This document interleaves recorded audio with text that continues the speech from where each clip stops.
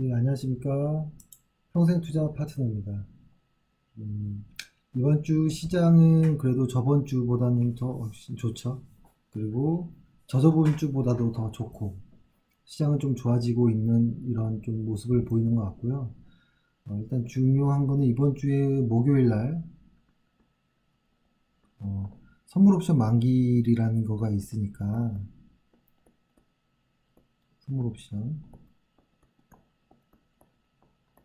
선물 옵션 만기일이 있기 때문에, 어느 정도 외국인들도 그렇고, 기관들도 좀 신중한 모습을 보일 것 같습니다. 그리고 이번 주에는 어느 정도 변동도 나올 것 같고, 그리고 오늘 수급에서 보면 코스피보다는 코스닥이 강했고, 그쵸? 코스피보다는 음, 코스닥이 강했고, 코스닥에서는 특히 반도체 쪽이 어, 아주 강한 상승이 있었죠. 그쵸? 요게 어제 엊그제는 이쪽에서의 반도체들이 강했잖아요. 그죠? 그러니까 왔다 갔다 하면서 매수가 좀 들어오는 것 같아요. 그러니까 지금 시장은 뭐라고 할까요? 어떤 지수가 어느 정도 하방을 잡아주니까 실적이 좋은 어떤 성장성이 있는 섹터는 그냥 가는 것 같아요. 그냥 가는 것 같아요. 그래서 특히 이렇게 그냥 가는 거가 이제 반도체 쪽이 가장 좀 강하고 2차 전지들이 최근에 가장 인기가 많잖아요. 그리고 코스닥에서는 뭐 제약도 좀 있죠. 시장은 현재 좋아지고 있는 모습이고 이번 주 목요일 정도에 어떤 옵션 만기를 기점으로 좀 변동성, 좀 방향성이 조금 더 명확해질 것 같다라고 좀 말씀드리겠습니다. 그리고 오늘 아침 제가 시황에서 말씀드렸던 게 혹시 기억하실지 모르겠는데, 어제 허리케인 어마, 그렇죠. 이거 이야기를 했었잖아요. 이쪽에서 지금 엄청난 인명 피해도 있고,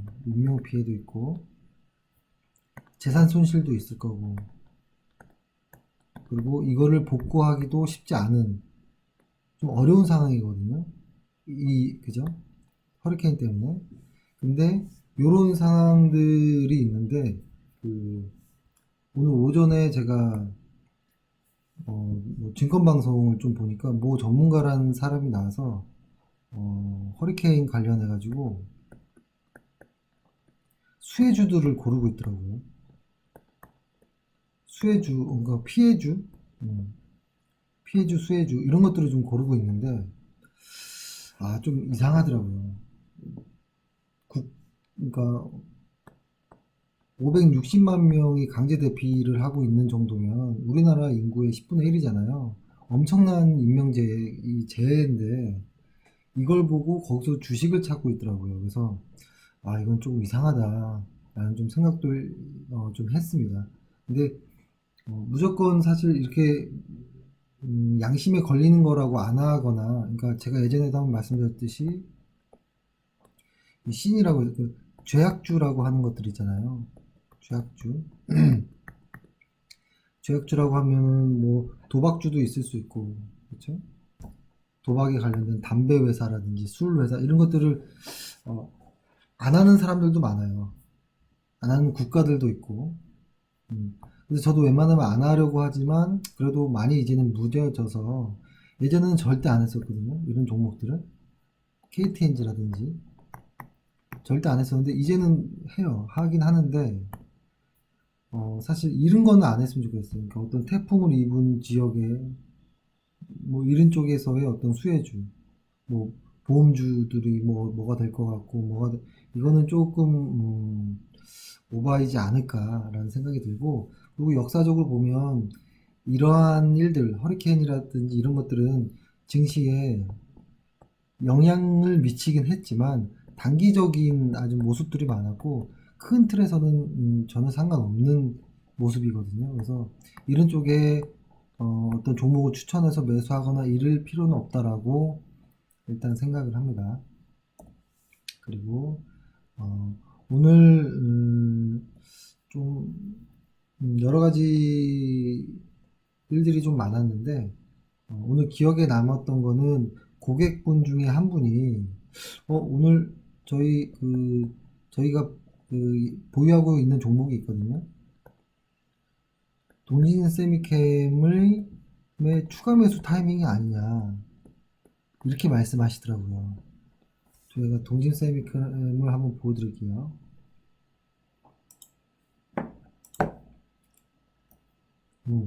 여기 있네요. 동진 세미캠. 동진 세미캠의 추가 매수 타이밍이 아니냐. 그러니까 저도 약간 조금 놀랐어요. 사실 왜 그러냐면 저도 그런 고민을 하고 있었거든요. 아, 동진 세미캠을 오늘 매수해야 되나? 약간 이런 생각을 했었어요. 일간 차트상 보면 거래량도 들어왔고 오늘의 거래량이 증가했던 거는 기관 혹은 외인 이들이 왔어야 되는 건데 이 둘 다 쌍끌림 매수라고 하죠.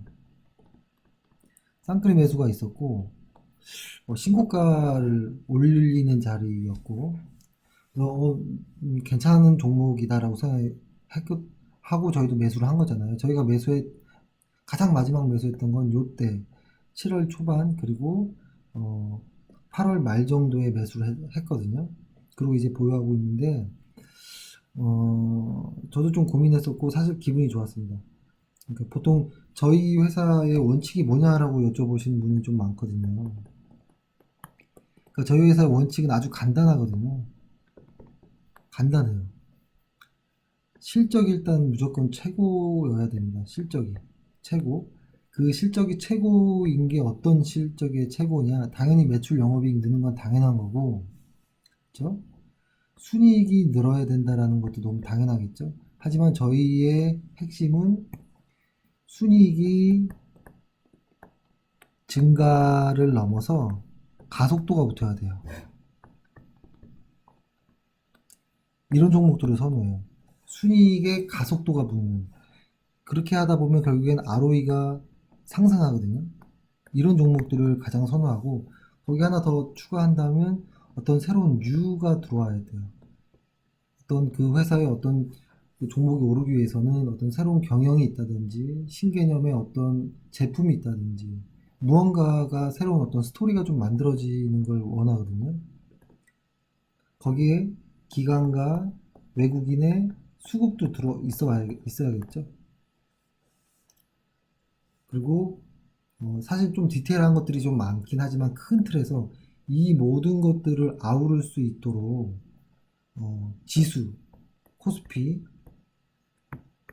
코스닥이 상승하고 있느냐, 시장의 방향이 어디냐가 중요한 것도 있거든요. 그래서 시장의 방향이 상승한다면 이 코스피, 코스닥에서 코스피, 코스닥을 상승하게 만드는 업종들 있잖아요. 그 업종들 중에서 그 중에서도 실적에 특히 순이익의 가속도가 붙는 그죠? 그래서 저는 EPS와 ROE를 좀 자주가 아니고 무조건 보긴 하거든요. 거기에 기관과 외국인의 수급도 들어와 있고 알고 봤더니 이 회사의 제품에 스토리가 있네 이런 회사들을 고르거든요. 그리고 주간 차트로서 어떤 수급을 보기도 해요. 수급 특히 주간 차트로는 거래량을 많이 보고 큰 틀에서 또 이렇게 주간 차트로 많이 활용하거든요. 그래서 오늘 한번 주간 차트를 한번 살짝 보여드려 볼게요. 주간 차트에서 보면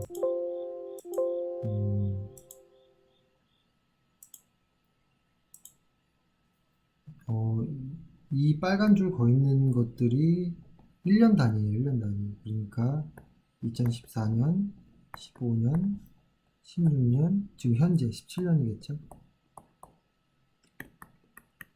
이렇게 저는 큰 틀로 봐야지만 어떤 추세를 볼 수 있고 어떤 거래량이 눈에 띌 정도로 보이거든요. 이렇게. 그래서 저희 회원님들도 거래량을 좀 보셨으면 좀 하는 사실 그러니까 주간 차트를 좀 보셨으면 하는 겁니다. 주간 차트가 한번 눈에 익혀지면 주간 차트를 보지 않고서는 어떤 흐름을 이해를 못 합니다.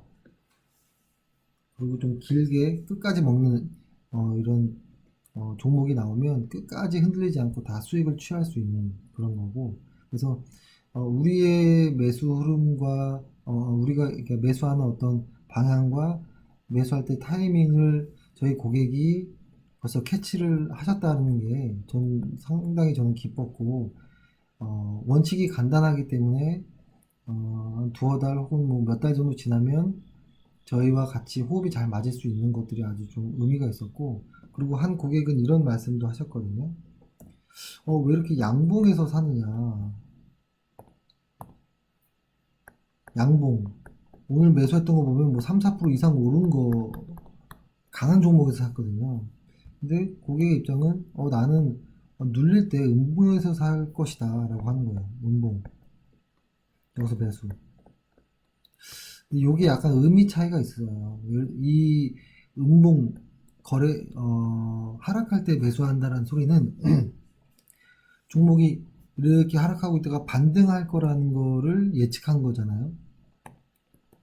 그리고 확신했기 때문에 눌리고 있는 이 과정에서 이런 곳에서 매수를 하자라고 하는 건데, 저는 모른다라는 주의이기 때문에 이런 거죠. 이렇게 빠지는 건 빠지는 걸로 그냥 인식을 하고요. 이걸로 해볼게요. 빠지는 건 빠지는 걸로 인식을 하고, 반등 나올 때를 진짜 반등이구나 라고 인식을 하는 거예요. 있는 그대로 시장을 추종하는. 근데 요 날도 기관과 외국인이 강하게 매수를 하는 날이라면 그네들도 한 종목에 100억, 200억씩 매수를 하는데, 우리 개인 투자자들이 1, 2천만 원 따라 들어가서 매수하는데 뭐가 힘이 들까? 뭐가 문제가 될까? 전 이런 정도 생각이에요. 그래서 아마 조금 놀라셨을 수도 있겠지만, 예를 들어서 이런 거겠죠. 이게 주간 차트잖아요. 제가 이때 그 동일세미카에 매수했을 때였는데, 이게 보면은 딱 요런 라인들이 보이시죠? 요런 라인들 돌파할 때 매수하는 거예요. 요 라인 때. 돌파할 때, 요 거래량이 확 뜨면서. 근데 이 구간을 일간 차트로 보면 매수가 안 돼요. 무서워서. 제가 요 날짜를 한번, 일간 차트로 한번 보여드릴게요. 여기가 언제냐면, 5월 15일경쯤에 거래량 실린 날, 그쵸? 5월 15일경쯤이니까 여기가 될 것 같네요. 여기나 요 두 날. 요거를 그러면 제가 쭉 당겨서 요 당시 상황으로 한번 보여드릴게요. 요 날 정도가 됐을 것 같아요. 그쵸? 이날 정도면 꽤 큰 상승이 있었던 날이거든요. 이 날 역시도. 그쵸? 이날도 역시 6%대. 근데 만약에 이거 너무 비싸요 라고, 만약에 이 구간에서 비싸요 라고 해서 매수가 안 되면, 매수를 못하면 애매하다라는 거예요. 요럴 때 빠질 때 사면 안 돼요 이러지만, 빠질 때 더 빠질지 누가 압니까? 오를 때 누군가 살 때, 기관이나 외국인들이 살 때 같이 들어가는 거예요. 요 날도 보면 거래량이 많이 실렸죠. 그러고 나서부터는 이게 비싸 보이지만 어, 이런 식으로 가는 거예요. 이렇게 가는 겁니다. 그러다 보면 요거의 수익은 여기에서 이 정도의 수익만 취하더라도 엄청난 수익이에요. 이거를 제가 한번, 이게 얼마예요? 10,000원에서 14,000원이니까 한 40% 이상 수익이 난 거잖아요. 그죠? 여기까지 고점까지 왔으면 한 60% 정도 수익이 났던 거예요. 그래서 왜 빨간불에 사느냐, 너무 높았을 때 사느냐라고 하는데, 그게 저는 확인하고 매수한다라는 의미에서 그렇게 시작을 하는 겁니다. 그럼 거꾸로 얘기를 하자면, 매도는 당연히 음봉일 때 매도하겠죠. 음봉일 때. 여러 가지 예외가 있어요. 매도의 원칙이 있거든요. 다음에 매도의 원칙에 대해서 한번 말씀드리고요.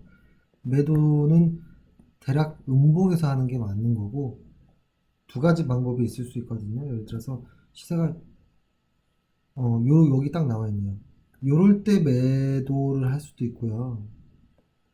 이렇게 꺾일 때 여기서 매도를 할 수도 있어요.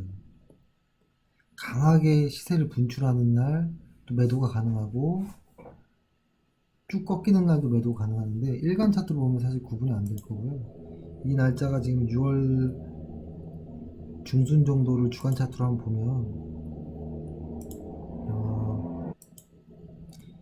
보면은 6월 중순 정도가 요 언저리거든요.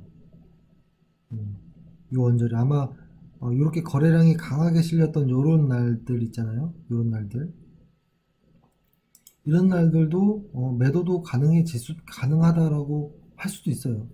혹은 이 주간 차트상 추세가 꺾이지 않고 이렇게 흘러가는 거라면 끝까지 보유한다든지 뭐 여러 가지가 있을 수 있는데, 매도 원칙은 다음에 한번 설명해 드리겠지만, 일단 매수는 기본적으로 양봉에서 한다. 매도는 음봉에서 한다. 이거를 일단은 원칙으로 저희는 일단 하고는 있습니다. 그래서 오늘 시장 분위기를 좀 잠깐 말씀드렸고, 그 다음에 오늘 특징 있는 것들을 제가 주간 차트로 한번 좀 보여드릴게요. 오늘 많이 올랐던 거가 인터플렉스죠. 인터플렉스 BH는 좀 같이 묶어서도 살짝 뭐 볼 수도 있긴 한데, 계속 갑니다. 사실 이렇게 계속 가기가 힘들거든요. 근데 아직도 보면 이 종목은 주간 차트 상에서 보면 어, 이 당시가 아이고, 요 당시가 바닥권이 2016년도 중반이었잖아요. 그러고 나서 기간이 어떻게 돼요? 한 1년 정도 살짝 넘는 기간이죠. 보통 이런 대상승들은 1년 반이 최근에 가장 많았고 2년 정도는 못 넘어가더라고요. 그래서 아마 이 종목도 뭐 한 몇 개월은 더 가지 않을까. 왜냐면 주간 차트상 어떤 고점의 징후들이 나오지 않고 있거든요, 아직은. 그렇죠? 그런 모습이고, 상당히 좋은 모습으로 좀 보이고, 인터플렉스. 오늘, 이 구간에서의 꽤 많았던 물량들을 한 번에 해소해버리는 강한 거래량과 함께. 그래서, 이게 추세적으로는 아직 힘이 살아있구나라는 걸 좀 느꼈던 것 같고, 그 다음에 저희 한 개인께서, 회원께서 코스닥을 어제 팔았대요. 그래서 오늘 아니 더 갈 수 있을 거를 왜 먼저 파셨어요? 이렇게 제가 말씀드렸었는데, 오늘 2차 전지 안에 포함되어 있는 종목이잖아요. 다른 것들은 오늘 좀 그저 그랬는데 오늘 이게 10% 가까이 올랐어요. 코스닥이. 그리고 이거 역시도 주간 차트로 보면 아직도 끝이 나지 않았어요. 아직 더 갈 것 같아요. 훨씬 많이. DI 파워 같은 경우에도 보면, DI 파워도 이건 매수 정말 많이 했던 종목이에요. 그죠? 매수 정말 많이 했던 종목이고, 이게 보면 이때부터잖아요. 그죠? 중반부터 해서 엄청 많이 했죠. 아마 제가 이 언저리에도 몇 번 말씀드렸던 기억이 나는 것 같긴 해요. 근데 제가 일단 여기에 표시는 안 돼 있는 것 같긴 한데, 어, 가장 마지막 매수 시그널이 매수하자라고 7월 6일 날 제가 말씀드렸었거든요. 이때 가격이 17,000원, 지금 24,000원이면 한 30% 이상, 40% 정도 올랐나요? 그죠? 이게 또 이것도 한번 봐볼게요. 7월 초, 딱 요 날이에요, 요 날. 이렇게 오다가, 이렇게 오다가, 이것도 상당히 많이 올라간 거였었거든요. 그러다가 톡 갭으로 뛰었죠. 이때 따라 들어가자라고 문자를 드렸던 거거든요. 근데 이렇게 강하게 들어가면 매물 소화 과정이 좀 필요해져요.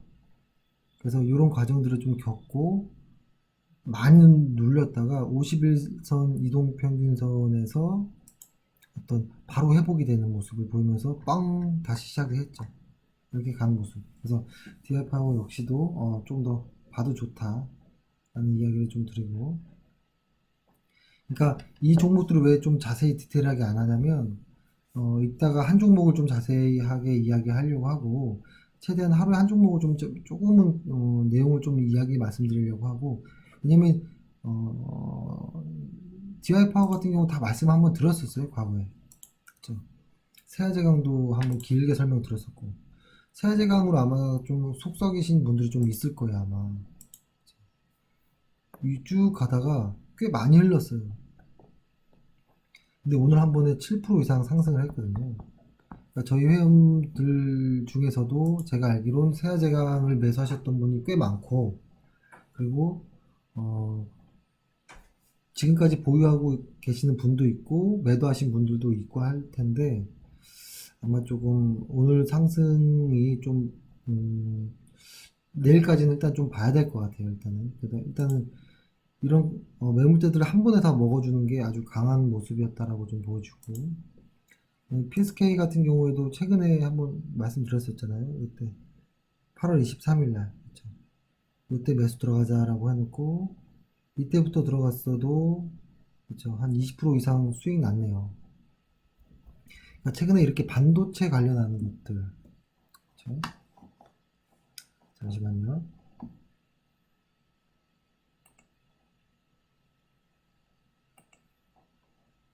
이렇게 반도체 장비 쪽 특히 오늘 코스피에서 아니 코스닥에서의 이런 종목들이 다 강해요 지금 현재. 다 강하고 이게 어디까지 갈지 일단 좀 봐야 돼요. 일단은 좀 봐야 됩니다. 일단은 굳이 내려올 필요는 없습니다. 조금 더 보유하셔도 좋을 것 같고 그 다음에 BH는 인터플렉스와 같이 좀 비슷하게 가는데 조금 더 강하게 가긴 했었거든요. 그래서 이때는 아마 저희 회원분들 많이 기억나실 거예요. 최근이니까. 계속 매수했잖아요. 그죠? 이런 나이 때 다 매수하고 이때부터 제가 물량을 꽤 많이 매도했었죠. 물량을 이익 실현하면서 그죠. 그래서 물량의 25% 정도 보유하고 있었잖아요. 이 흐른 동안. 그래서 사실 오늘 매수 타이밍이 나오긴 했거든요. 근데 오늘 일단 매수는 하지 않았었어요. 왜냐면 저희 회원들은 지금 비중은 아직 차진 않았지만 비중 한 30% 정도는 찼을 거예요. 근데 종목 수들은 다 찼을 거예요. 추천한 종목이 한 5개에서 혹은 6개, 7개 정도가 종목을 다 찼을 거고 한 두세 번 이상의 분할 매수를 한다면 1차 매수된 것도 있고 2차 매수된 것도 있고 할 거거든요. 근데 지금은 추가 매수를 기다리고 있는 거지 신규 매수 자리는 없거든요. 그리고 이 BH 같은 경우는 일단은 저도 조금 좋아하는 종목이었고 오랜 시간 좀 같이 했었기 때문에 일단은 추세를 좀 보고 저는 오늘 자리가 참 좋았던 자리라고 보여져서 근데 일단 추천을 드리지 않았고 그냥 좀 계속 보는 종목입니다. 그리고 오늘 한 고객께서 신고가를 낸 이 동진쌤 이렇게 오늘 매수 자리가 아니냐. 사실 저는 장기 관점에서는 매수 가능하다고 봅니다.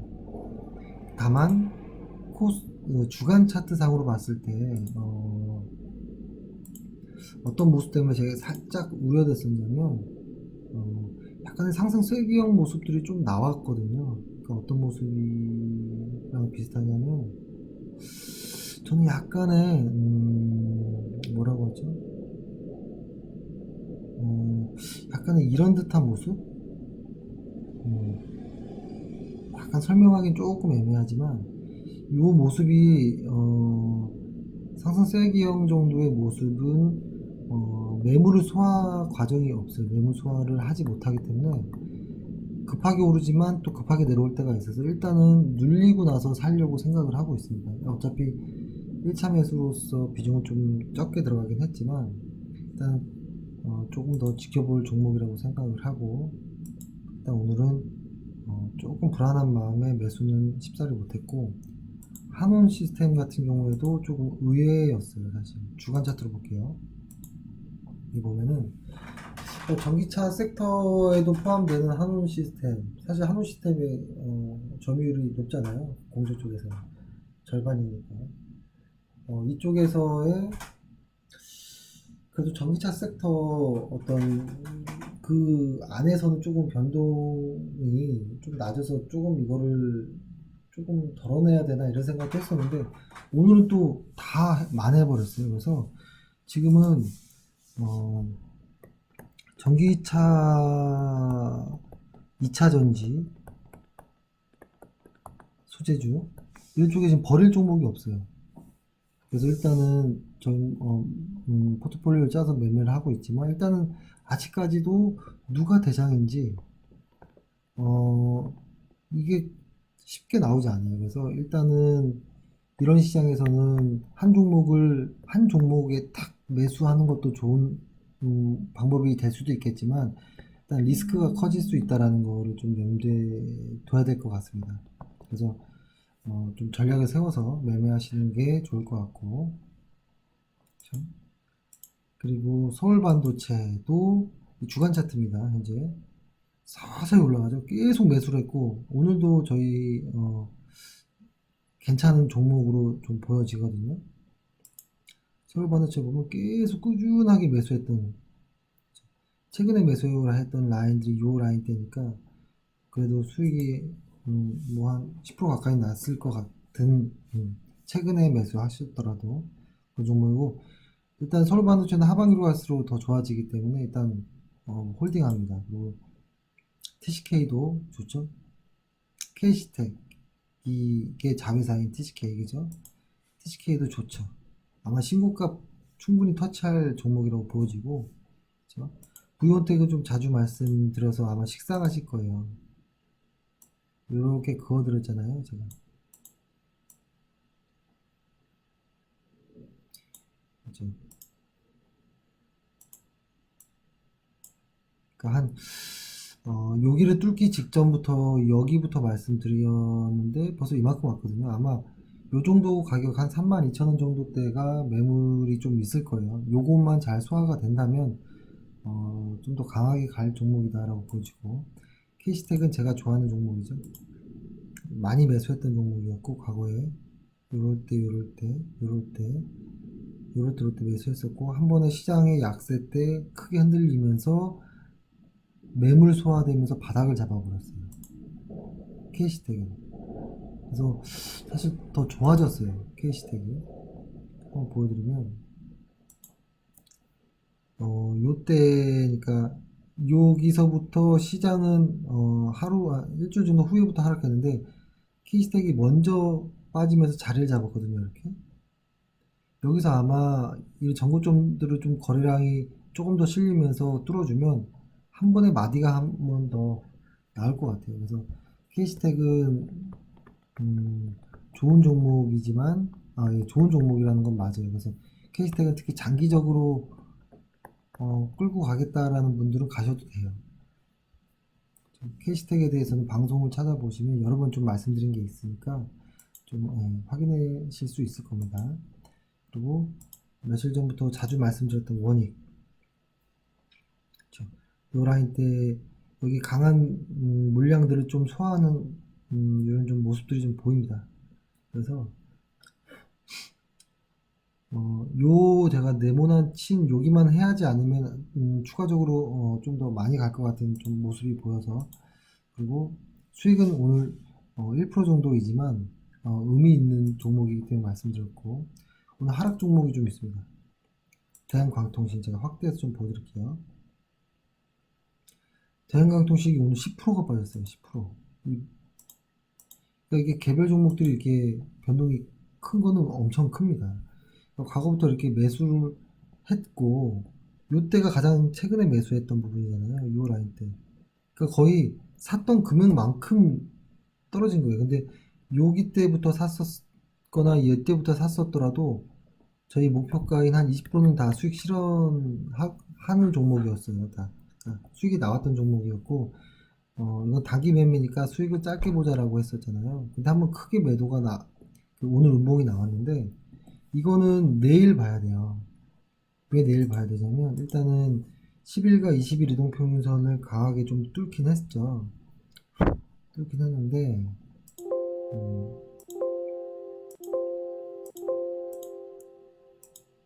뚫긴 했는데 내일 만약에 어, 오늘의 그 저가를 깨는지를 종가상 이 저가를 깬다면 그냥 두말 없이 매도를 해도 되지만 이 저가를 회복하거나 혹은 이에 언저리에서 이렇게 머물러 있다면 조금 더 지켜보겠다라는 겁니다. 일단 그래서 내일 이 오늘의 이 저가를 깨는지를 좀 봐야 돼요. 이거를 깨면 무조건 매도하고요. 종가상 만약에 그렇지 않으면 일단 조금 더 확인해 볼 필요가 있을 겁니다. 네마블 게임즈도 오늘 좀 하락을 했죠. 2%대. 그렇죠? 시장과 생뚱맞게 좀 같죠.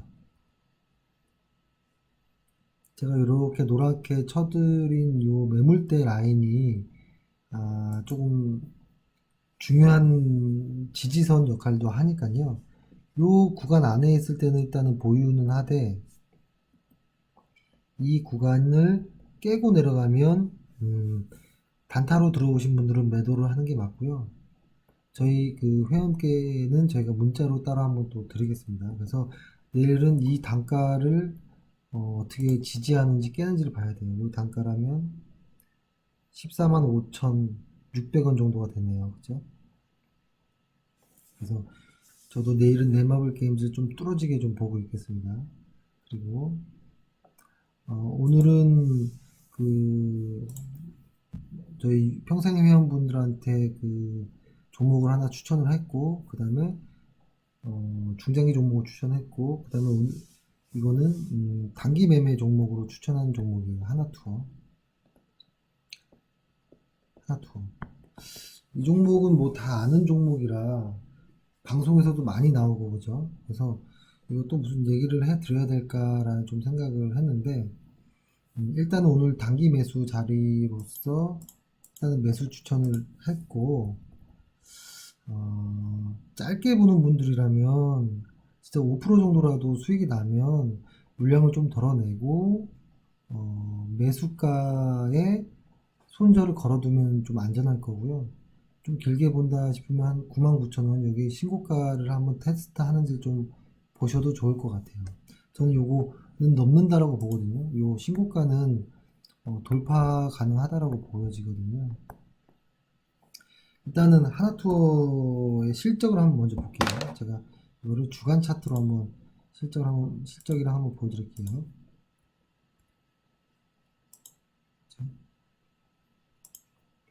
보면은 하나투어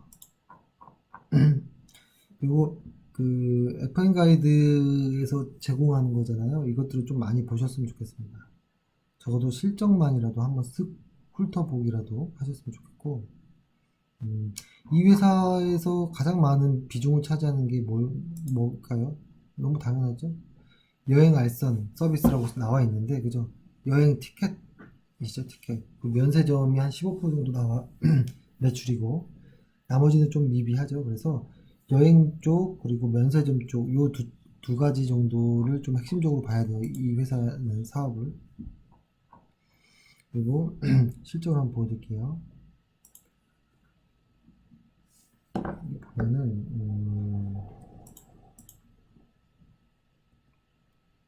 지금 2017년도잖아요. 그죠? 작년에 실적의 바닥을 한번 찍었죠. 작년 실적의 바닥을 한번 찍고 이번 연도에 돌아 나왔죠. 근데 지금 2017년도 중반이 넘어선 상황에서 어디 실적을 봐야 될까요? 내년의 실적을 봐야겠죠. 어때요? 큰 폭으로 상승을 하죠. ROE를 한번 보면 ROE가 제가 좋아하는 게 이 한 자리 ROE에서 두 자리로 가는 거고요. 이 두 자리에서 더블 나는 ROE 이런 모습들을 저는 제일 좋아합니다. 일단은 실적 측면에서 아주 강한 놈이다 라고 보여지고 과거의 실적의 패턴을 보면 이때 보세요. 영업이익이 400억대에서 정체되어 있다가 2015년도까지 2016년도에 영업이익이 급감하죠. 한번 요거를 볼게요. 차트로 보면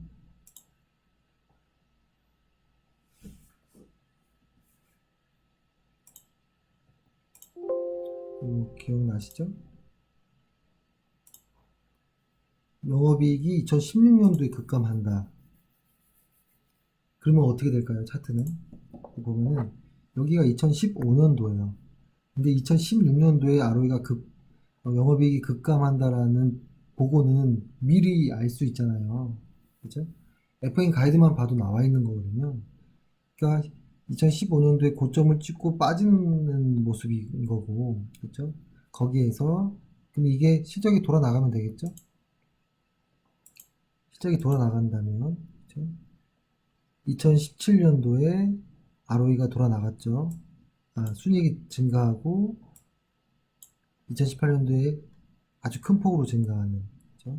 ROE도 13에서 23이 될 것이고, EPS 역시도 거의 큰 폭으로 증가하는. 그러니까 지금이 이 단계를 거쳐서 2016년도에 실적의 바닥을 거쳤고 2017년도에 어떤 1차 상승이 있었던 거라면, 그죠? 2017년 하반기에는 2차 상승이 기다릴 것이고 2018년도에는 마지막 큰 상승이 한 번 더 나올 수도 있다. 이런 식으로 가다 보면 과거에 20만 원이었던 전고점을 깰 수도 있지 않을까, 2018년도에. 예, 이런 생각을 합니다. 하지만 하나투어가 매수하기가 그렇게 쉬운 종목은 아니에요. 제가 이걸 일간 차트로 한번 보여드릴게요. 일단 오늘 여기서 단기 매매를 단기로 일단 들어간 거고요. 이게 사실 단기와 장기를 어떻게 하느냐라고 얘기를 할 수도 있거든요.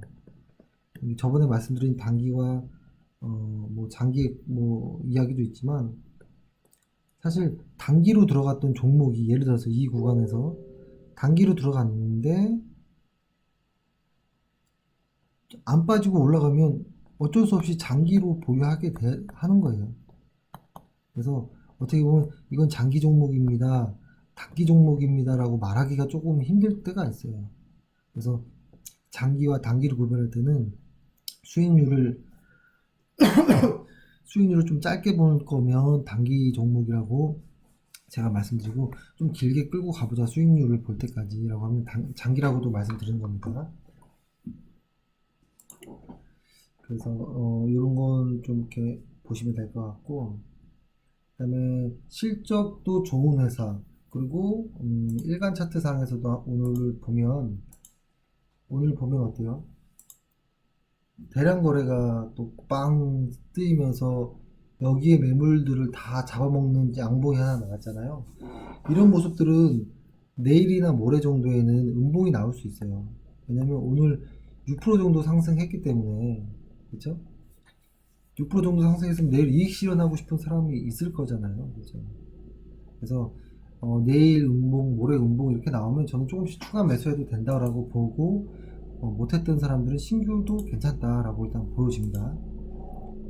이 회사를 그리고 또 설명을 좀 하려면, 일단은 기존의 사업하고 있던 게 어떻는지를 좀 알아야 될 것 같고, 또 하나는 성장 동력이 있느냐, 혹은 성장 동력이 없다면 골칫거리였던 것들이 해결되느냐를 좀 보면 돼요.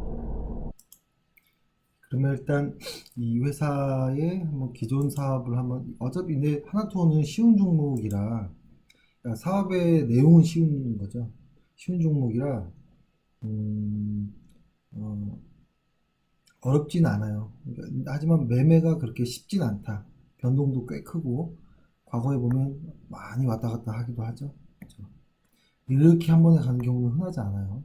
그래서 분할로 매수하는 것도 권해드리는 거고, 어, 일단은 이 회사 아까 말씀드렸던 것처럼 기존에 하고 있는 가장 비중이 큰 여행업 관련한 매출이 73% 정도 되잖아요. 73% 정도 되는데 사실 이게 절대 강자로 가는 거라고 저는 생각해요. 이쪽에서는 생각나는 게 하나투어, 모두투어잖아요. 그죠? 하나투어, 그리고 모두투어. 시장 점유율은 하나투어가 1등이죠. 그 점유율 면에서는 반 정도 되는 게 모두투어거든요. 그래서 일단은 저는 1등 회사를 좋아하기 때문에 모두 투어보다는 하나 투어를 좀 더 말씀드리는 거고, 그리고 이게 어느 정도의 정부 정책과도 좀 어떤 흐름은 좀 같이 가는 모습이 좀 보여요. 그러니까 최근에 어떤 북핵 관련 해가지고 시장이 빠졌다, 뭐 했다, 이런 이야기, 뉴스들이 참 많았거든요. 근데 사실 빠졌던 종목들을 보면 이게 북핵이라기보다는 정부 정책과 반하는 종목들이 좀 많았어요. 최근에는 공정위에서 단체 급식 쪽에 어떤 한번 좀 보겠다라고 하니까 CJ 프레시웨이가 어, 많이 빠졌죠. 현대그린푸드랑, 그쵸. 이런 종목들이 좀 많았거든요. 근데 이게 무슨 정부 정책이랑 연관되냐, 하나투어가라고 생각할 수 있는데, 일단은 그 바뀐 정부에서는 자영업자들과 어떤 상생하는 구조를 형성하는 걸 좀 원하고 있거든요. 자영업자들도 잘 먹고 살아야 되지 않느냐, 뭐 이런 측면에서 대기업보다도. 근데 이쪽 여행 렌탈 사업은 사실은 다 자영업자들이에요. 다. 이건 지점이라기보다는 어떤 체인점의 어떤 느낌이 있잖아요. 그렇죠? 그래서 어, 그리고 이쪽은 특히 여행 사업 그리고 렌탈 사업들 이런 부분은 뭐냐면 정부 규제가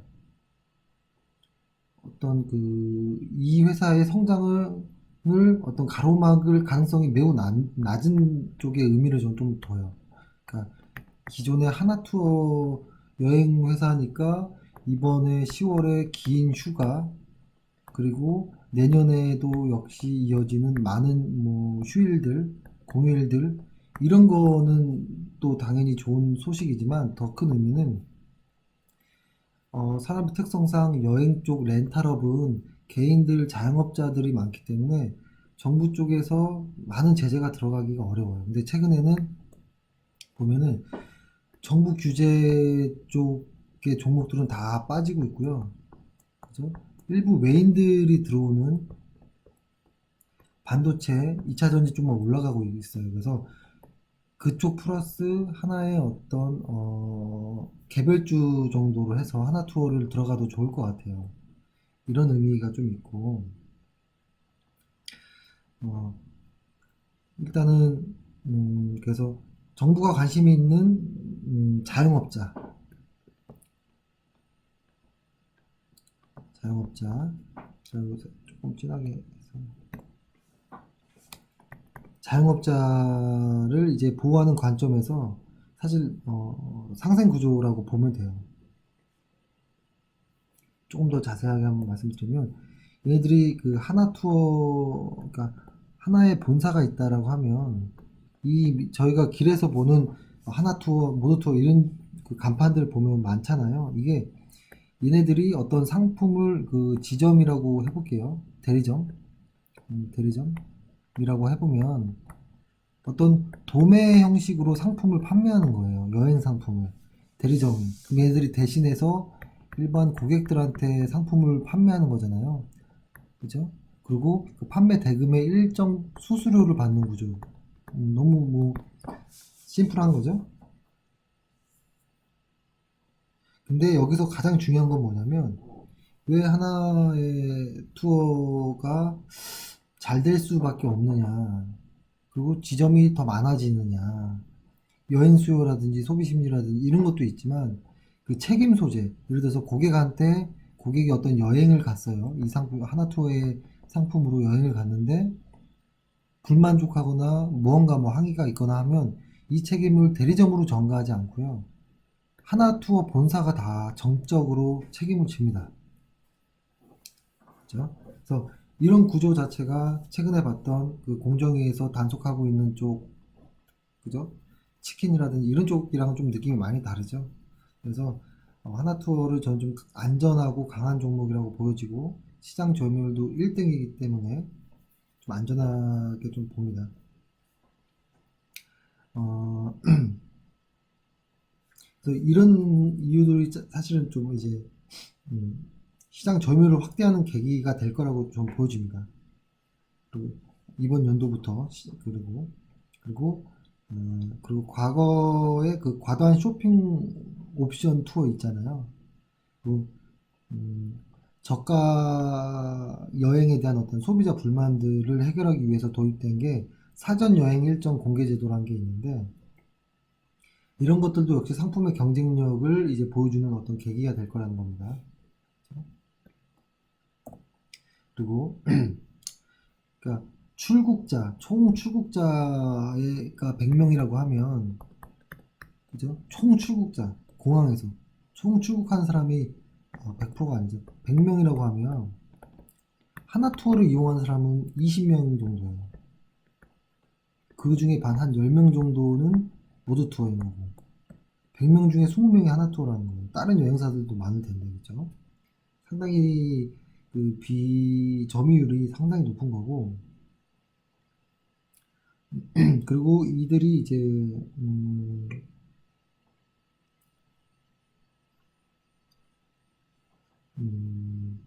인프라를 좀 설명을 드려야 될 것 같은데, 그러니까 뭐 이렇게 간단한 종목을 여러 이렇게 말을 많이 하느냐 이렇게 말씀드릴 수도 있는데요. 회사가 좋으니까 말씀을 좀 많이 드리려고 하는 거예요. 그리고 이거는 좀 인프라는 좀 복잡할 것 같으니까 빼고요. 그리고 아까 말씀드렸던 어떤 연휴나 휴가 이런 것도 당연히 있고, 음, 앞으로는 인천공항 제2청사가 오픈 예정이잖아요. 그죠? 평창 올림픽을 앞두고 하죠. 그래서 아마 저가 항공에 이런 거에 대한 수혜도 있을 거고, 그리고 또한 또 저가 항공에 의한 항공 좌석이 공급 확대가 많아질 거예요. 그러니까 저도 이번에 휴가 때 10월 달에 10월 2일부터 휴가를 가는데, 여행을 가는데 좌석이 좀 있더라고요. 그 가격대별로도 좀 다양하고 저가 항공도 좀 있고 좀 많이 좋아졌더라고요. 그래서 사실은 이런 풍부한 항공 좌석 공급들 있잖아요. 이런 것들이 좋은 거는 상위 사업자, 그러니까 하나투어 같이 어떤 뭐라고 하죠? 그 점유율이 높은 회사들한테는 조금 더 어떤 그런 지위를 이용해서 소비자들에게 더 많은 자석들을 다양하게 제공해 줄 수 있죠. 그 소비자들의 그 수요를 만족해 줄 수 있다라는 거고. 그렇죠? 근데 이 회사 그 문제는 없느냐? 문제가 있습니다. 딱 하나. 저는 면세점이라고 봅니다. SM 면세점. 면세점이 매출의 한 15% 정도 차지하는데 계속 적자가 났었잖아요. 그 적자라는 것이 중국과의 관계에서 오는 부분이 제일 컸던 것도 있어요. 근데 저는 이제 이런 것들은 선반영 미래 것까지 다 반영이 끝났다라고 보여집니다. 일단. 그리고 어, 이 면세점만 잘 해결되면 돼요. 그러니까 이 본래 여행 관련한 한 75% 정도의 비중을 차지하고 있는 부분과 면세점 관련해서 한 15% 정도 차지하는 비율, 나머지는 작습니다. 약 한 90% 정도의 비중 중에서 이쪽이 문제였다라는 거예요, 면세점. 근데 이쪽에 대한 거를 좀 줄여 나가고 있어요, 현재. 줄여 나가고 있고, 줄여 나가니까, 그러니까 보통 회사들이 이런 경우 많잖아요. 어떠한 A라는 회사가 있는데, 이 회사가 한 두 가지 사업을 합니다. 두 가지 사업을 하는데, 얘네들은 잘 나가는데 하나가 세 가지 사업 중에 하나가 좀 처진 애가 있으면 얘를 아예 자회사로 그냥 분사해 버리든지 이런 경우도 있거든요. 이런 경우는 이 회사가 잘 나갑니다. 골칫거리 하나를 떨어뜨림으로써 약간 그런 개념으로 면세점이 지금 현재 약하기 때문에 SM이 약하기 때문에 운영 규모를 좀 축소를 하고 있는 과정이거든요. 그러면서 이제 그렇게 되면 뭐가 좋으냐면 고정비 부담이 완화가 되는 거죠. 계속 나가는 돈들이 덜 나간다는 건 그게 오히려 실적인 플러스가 되는 요인이기 때문에 아마 계속 적자폭을 줄여나가는 노력을 할 거고, 자동적으로 그것이 매출, 순이익과 연관되는 부분이 있기 때문에 아마 영업이익과 순이익이 크게 증가할 거라고 좀 보여집니다. 근데 나중에 사업이 어떤 분위기가 좋아져서 어떤 면세점이 잘 풀리면 플러스가 더 빨라지는 거겠죠. 그러니까 마이너스였던 사업을 이제 거의 비슷하게 만들어 버리고 앞으로 이게 플러스가 남아 있기 때문에 그죠. 그래서 좀 기대해 볼 만하다. 그간에 좀 하나투어가 좀 변동이 컸던 이유도 이런 부분도 좀 있지 않느냐라고 좀 보여지는 겁니다. 그래서 정리를 한번 해드린다면, 그러니까 아웃바운드라고 하죠. 국내에서 나가는 여행 수요가 구조적으로 성장하는 어떤 과정에 있다. 구조적 성장, 수율도 많고, 그리고 이런 구조적 성장 때문에 여행업에서의 일단은 본업이 성장한다, 매출이 증가한다라는 거고, 작년보다 훨씬 더 많이 증가한다라는 거, 그리고 문제였던 면세점이 적자에서 흑자까지는 못 가더라도 적자 폭이 줄고 있는 과정이다라고 이해하시면 될 것 같고, 이런 것들을 감안해서 본다면 충분히 매수할 수 있다라고 보여지고, 길게 본다면 10만 원은 충분히 무리 없이 갈 수 있다라고 보여지는 거. 그죠? 그래서 길게 보는 사람들한테는 급하게 따라 들어가지 말라고 말씀드리고요. 음봉 나올 때 조금씩 눌릴 때 매수해도 괜찮다라고 저는 생각이 듭니다. 그래서 일단 오늘 하나투어에 대해서 이렇게 말씀드렸고, 여기까지 왔으니까 모두 투어도 한번 볼까요? 모두 투어. 하나 투어죠. 모두 투어.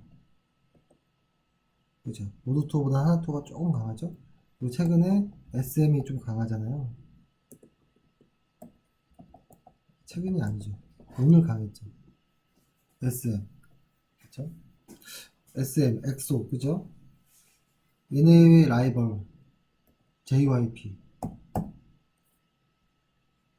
볼게요. 봐보세요, 한번.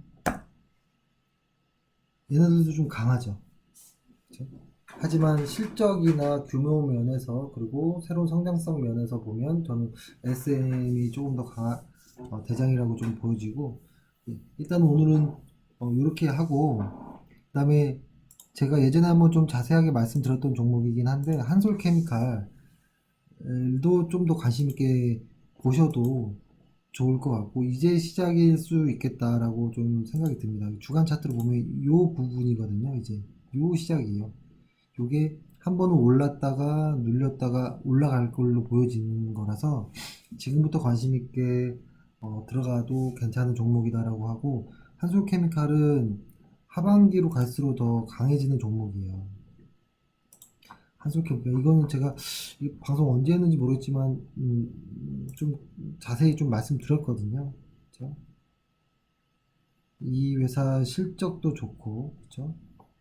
ROE 자체가 20% 정도 되는 거예요. 영업이익 순이익도 영업이익률이 15%가 넘고 강해요. 아주 강한 회사. 그래서 한솔케미칼도 하반기부터는 확실히 더 좋아지는, 그래서 아마 좀 기대해도 좋을 만한 종목인 거고, 거의 바닥을 다 다진 것 같습니다. 일단 다 다진 것 같고, 거래량이 다 터졌잖아요. 그죠? 새롭게 매집을 하셔도 될 것 같고, 그 다음에 저희 좀 오래 보유하고 있던 종목인데, 이 종목 역시도 이건 제가 일간 차트로 보면 여기서부터 들어갔던 종목이잖아요. 그래서 이걸 지금 이익 실현해야 될지를 좀 고민 중에 있는데, 월간 차트로 보면 요 모습이에요. 월간 차트에서 보면 여기 4만원대 정도 때 여기서 예를 들어서 돌파한다면 너무 좋은 거죠. 근데 맞고 빠질 수도 있는 거거든요. 그래서 지금 절호의 어떤 갈림길에 왔다라고 좀 보여지고, 월간 차트로 보니까 좀 더 보기 편해지죠.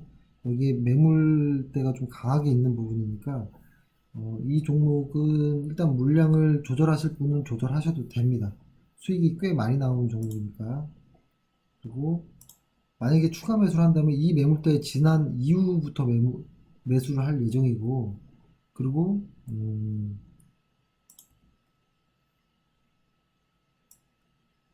이 구간에 수익을 내면 되는 거고요. 지금 이 구간에서는 굳이 따라갈 매매는 아니에요. 그래서 제일 중요한 거 이 자리를 어떻게 돌파하는지 보고 결정해도 늦지 않다라는 거고, 이 회사는 차트가 돌아나가는 것만큼 실적과 스토리가 돌아나가는 이슈들이 있으니까 다음에 한번 좀 설명드리기로 하고, 이건 지금 매수하면 안 됩니다. 나중에 조금 더 비싸게 주고 사더라도 이 위에 저항대를 극복하는지를 잘 확인해야 됩니다.